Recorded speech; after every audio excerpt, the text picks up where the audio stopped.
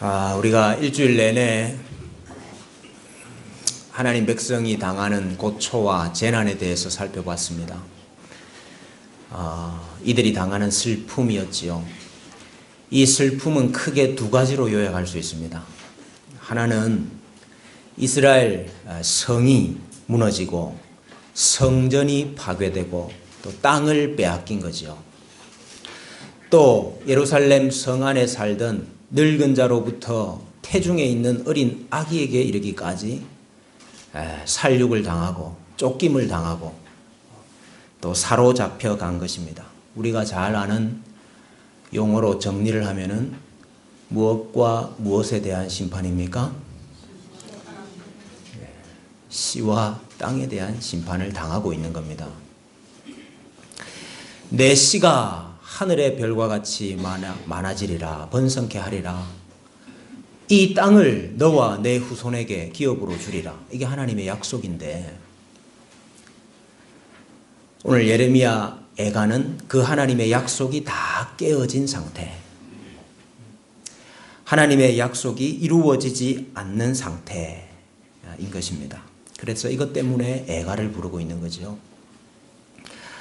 여러분, 오늘 이 말씀을, 이 구약의 이 예레미야 애가의 말씀을 오늘 우리에게 어떻게 적용할 수 있겠습니까? 하나님께서 약속하신 씨와 땅이 무엇입니까? 하나님께서 약속하신 씨와 땅이 뭐지요? 예수님이죠. 하나님이 약속하신 씨와 땅이 왜 예수님이야? 이거 아직 이해 안 되시는 분은 다음에 다시 한 번 더 할게요. 이거 이해 못하시면 성경 이해 못합니다. 구약을 이해할 수가 없어요. 하나님이 약속하신 씨와 땅이 예수님이라. 예수님과 하나된, 예수님과 연합된 교회입니다. 예수님과 연합된 성도예요. 이걸 빼앗긴 상태가 예레미야 애가의 상태입니다. 그리고 우리의 상태입니다. 우리 안에 예수님이 없다 이거죠. 내가 신앙생활은 하는데, 내가 교회는 다니는데 내 속에 예수님이 없다 이게. 내가 예수님과 연합되어서 살아가는 사람이 아니더라 이거죠. 이게 예레미야 애가의 상태입니다. 내가 천국 백성인데, 내가 천국의 시민권을 가지고 있는 사람인데 천국 백성은 아니고 이 땅의 백성으로만, 이 땅의 시민권자로만 살아가고 있다? 그게 예레미야 애가의 상태입니다. 예수님을 떠난 인생의 모습이라 이렇게 말할 수 있습니다. 예수님을 떠난 인생의 모습, 그게 예레미야 애가의 모습이라 그 말입니다. 살면서 다양한 모습으로 나타납니다. 다양한 모양으로 나타납니다. 다양한 사건으로 우리한테 나타납니다. 예수님 없는 모습이. 하나님 약속 없이 살아가는, 그 약속이 깨어져 버린 상태로 살아가는 사람들의 모습이다. 여러분, 우리가 이 슬픔의 날을, 이 고초와 이 재난을 끝내는 방법이 무엇입니까? 오늘 파수꾼의 마지막 외침이 되겠습니다. 여호와께서 우리를 돌이키셔야 합니다 하는 것입니다. 여호와께서 우리를 돌이키셔야 합니다 하는 외침입니다. 오늘 21절 말씀에 보면은 여호와여 우리를 주께로 돌이키소서, 그리하시면 우리가 주께로 돌아가겠사오니. 오늘 이 말씀을 잘 읽으셔야 돼요. 내가 주께로 돌아가겠사오니, 주께서 나를 받아주십시오가 아니에요.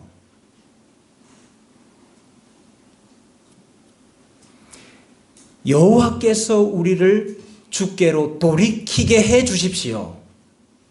그러면 우리가 주께로 돌아갈 수 있겠습니다. 이 말입니다. 하나님을 떠난 상태, 예수님이 없는 상태, 그래서 이 모양 저 모양으로 징계를 당하고 있는 이 상태에서 우리가 우리의 행위를 조사하고 우리의 모습을 조사하고 회개하고 하나님께로 돌아가야 되지요. 그러나 여러분, 그 일이 우리 마음 먹은 대로 되면 얼마나 좋겠습니까? 그 일이, 하나님께로 돌아가는 그 일이 내 의지대로 되면 얼마나 좋겠습니까? 근데 여러분, 그게 우리의 의지대로 되는 일이 아닙니다. 그게 우리의 마음대로 되는 일이 아닙니다. 내가 다음 주부터는 예수 그리스도 안에서 사는 사람이 돼야지. 그렇게 다짐하고 결심하면 그대로 됩니까? 여러분, 우리가 돌이켜야지요. 그러나 진짜로 우리를 돌이키게 하시는 분은 여호와 하나님이시다 하는 고백인 것입니다. 그래서 이어 나오는 간구가 무엇입니까? 우리의 날들을 다시 새롭게 하사 옛적 같게 하옵소서. 옛적 같다는 말은 다윗의 때, 솔로몬의 때와 같이 하나님께서 예루살렘 성을 또 예루살렘의 백성들을 옛적 같이 회복시켜 주십시오 하는 간구이죠. 여러분, 오늘 이 말씀의 깊은 뜻을 좀 자세히 아셔야 슬픔의 날이 끝날 수 있습니다. 제가 구체적으로 설명을 좀 해야 되겠습니다. 여러분, 예루살렘 성의 옛적 모습이 어땠지요? 예루살렘 성의 옛적 모습. 은이 돌과 같이 흔했다 그랬습니다. 세상의 모든 금과 은과 보물을 다 가지고 그거 가지고 하나님을 높였던 그때지요. 백향목이 평지의 뽕나무처럼 흔했다고 그랬습니다. 그와 같이 비옥하고 그와 같이 푸르르고 그와 같이 열매가 가득했다 그 말이죠. 그런데 여러분, 지금 이 땅의 모습은 뭐지요? 18절에 보십시오. 시온산이 황폐하여 여우가 그 안에서 노나이다. 그 푸르르고 비옥하던 땅은 어디 가고 없고 그 땅이 황폐해져서 사람이 사는 것이 아니고 지금 들 짐승이 살고 있죠. 근데 여러분, 이런 상황 가운데서 슬픔의 날을 끝내야 되겠다, 이렇게 작정하는 사람들이 잘 저지르는 실수가 있어요. 그 실수가 뭔지 아십니까? 그 실수가요, 자기가 여우를 잡으려고 해요. 자기가 땅을 경작하려고 그래요. 여러분, 크게 두 가지 실수를 하는데요. 첫째는 이 원인이 어디서 왔느냐 하는 것입니다. 왜 이렇게 땅이 황폐해지고 왜 이렇게 여우가 다니느냐, 이 원인이 어디서 왔느냐. 가만히 보니까 자기 자신에게 있거든요. 그래서 자기 자신을 바라보면서 어떻게 이렇게까지 됐냐고 절망하고 낙담하죠. 그리고 다른 사람을 보니까 저 사람 때문에 이런 황폐한 게 왔거든요. 그래 다른 사람을 보면 화가 나요.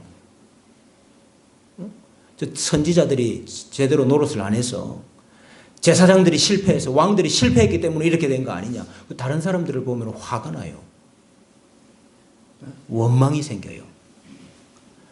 그래 하나는 자기 자신을 보면서 낙심을 하고 절망을 하고 다른 사람을 보면서 화가 나고 분노가 나고 원망하는 것, 그게 하나 하는 실수고, 또 하나는 자기가 이 상황을 옛적으로 돌리려고 하는 거예요. 그래서 이 황폐된 땅을 자기가 경작을 하려고 그래요. 여우가 돌아다니거든요. 옛날에 여우가 없었는데 이런 여우가 어디서 왔냐고. 그러면서 자기가 여우를 잡아. 그러면 여러분 어떤 일이 일어나는 줄 아십니까? 그 여우 한 마리 잡으려고 하다가 거기가 쑥대밭이 됩니다. 그리고 잡지도 못해요. 여우가 나가지도 않아. 옛적같이 회복되는 것은 그렇게 되는 게 아닙니다. 지금의 황폐함이 하나님께서 하신 일이다 하는 걸 인정해야 돼요. 내가 잘못해서 그렇게 된 거 맞지요. 선지자가 잘못했고 제사장이 잘못했고 왕이 잘못해서 그렇게 된 거 맞지요. 맞지만은 이렇게 황폐하게 된 것은 하나님께서 하신 일이다 하는 걸 인정을 해야 돼요. 둘째는 여호와께서 우리를 돌이켜 주셔야 된다 하는 걸 인정해야 되는 것입니다. 내가 돌아가면 돌아갈 수 있는 것이 아니고 하나님께서 우리를 돌이켜 주셔야 된다 하는 걸 고백을 해야 된다 그 말입니다. 하나님께서 황폐하게 된 땅을 다시 푸르르게 하시고 다시 비옥하게 하시고 다시 사람 사는 땅을 만드시면 그러면 여러분 여우들은 자연스럽게 다 사라지는 거예요.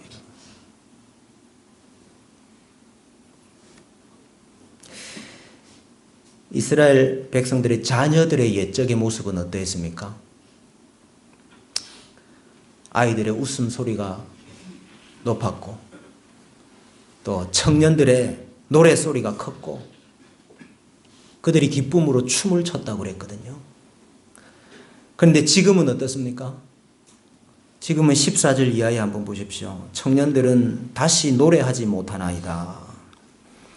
우리의 마음에는 기쁨이 그쳤고 우리의 춤은 변하여 슬픔이 되었사오며 그랬습니다.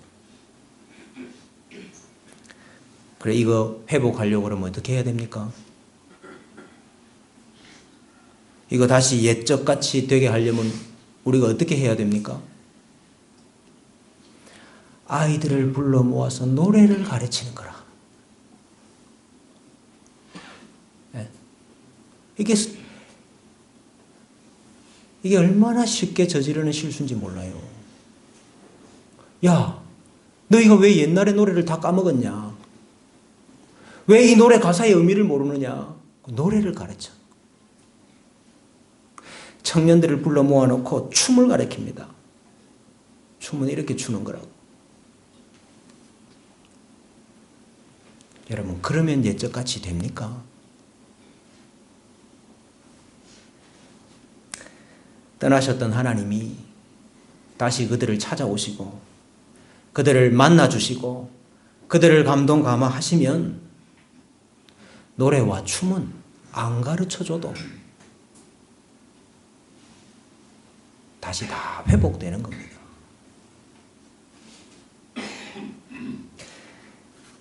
여러분, 근데 막상 우리가 이런 형편에 처하고 막상 우리가 이런 슬픔을 안게 되면은요, 이게 잘 안 됩니다. 하나같이 다 내가 돌이키려고. 이거는 누구 때문이고, 이거는 누구 때문이고, 그래 분노해요. 그리고 하나같이 다 내가 여우 잡으려고 쫓아다니고, 내가 아이들 불러 모아가지고 노래 가르치고 춤 가르치고 있다 이 말이에요.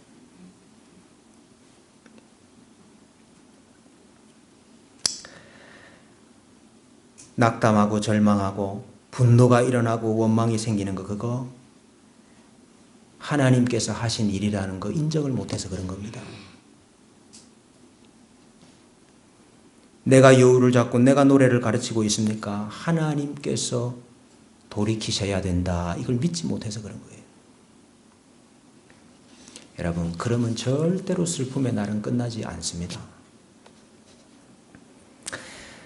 여호와여, 우리를 주께로 돌이키소서.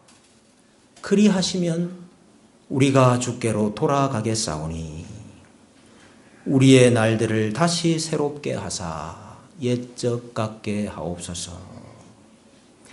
돌이키게 하시는 하나님의 절대 주권을 믿음으로 회복이 되는 겁니다.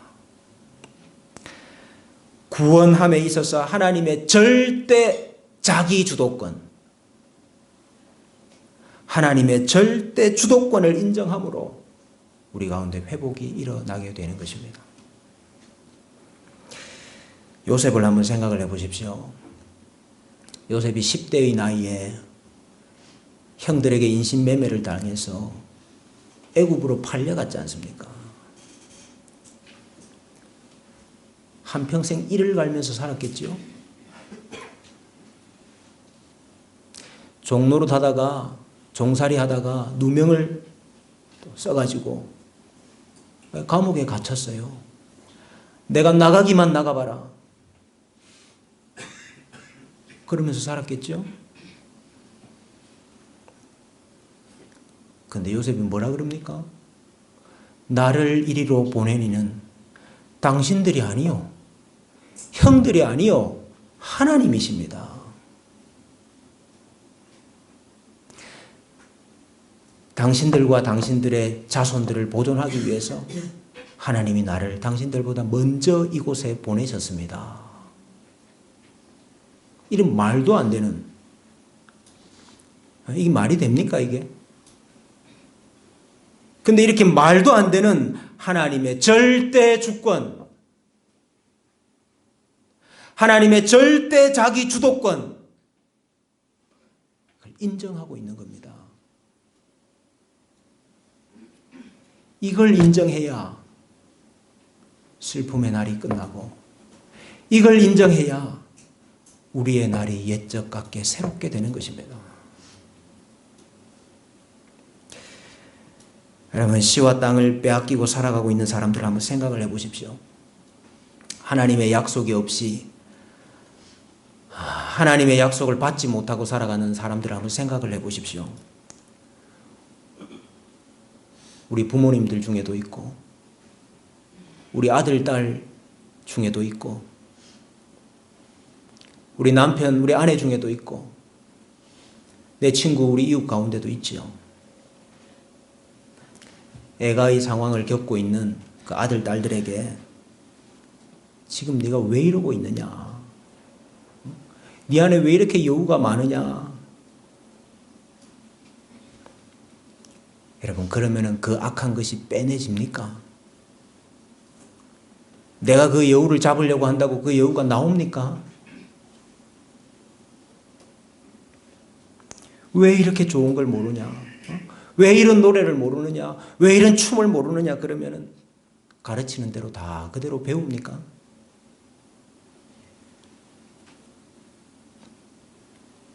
여호와여, 우리를 주께로 돌이키소서. 여호와 하나님이 우리를 돌이켜 주셔야 됩니다. 그리하시면 우리가 주께로 돌아가겠사오니 우리의 날들을 다시 새롭게 하사 옛적 같게 하옵소서. 우리의 기도가 되어야 되는 것입니다. 여러분, 하나님이 자기 백성을 바벨론의 손에 망하게 하실 때 하나님 미리 다 준비하셨어요. 70년이다. 70년이다. 70년 후에는 내가 다시 다 회복시키리라. 하나님 이미 예비하셨다고요. 작정하셨다고요. 여러분, 우리의 황폐한 이 형편 상황, 하나님의 작정 안에 있습니다. 하나님의 계획 안에 있습니다. 하나님의 시간표 안에 있습니다. 여호와 이레가 있습니다. 하나님을 향한 눈물이 차야 되고, 하나님을 향한 기도가 차야 되고, 하나님을 향한 인내가 차야 되는 것입니다. 그리고 하나님이 다시 일하시는 것입니다. 지금은 우리를 낮추시는 때요. 지금은 우리를 징계하시는 때요. 지금은 우리를 슬퍼하게 하시는 때이지만은 주께서 우리를 다시 돌이키시고, 주께서 우리를 찾아오시고 만나시고 감화하시고 우리를 구원하시고 다시 새롭게 하시고 다시 옛적 같게 하실 것입니다. 여러분, 하나님의 이 절대 주권과 하나님의 이 주도권을 믿으심으로 우리 인생의 슬픔, 우리 가정의 슬픔, 이 나라 백성과 이 나라의 슬픔까지도 다 끝나는 구원의 은혜가 있으시기를 주님의 이름으로 축복합니다.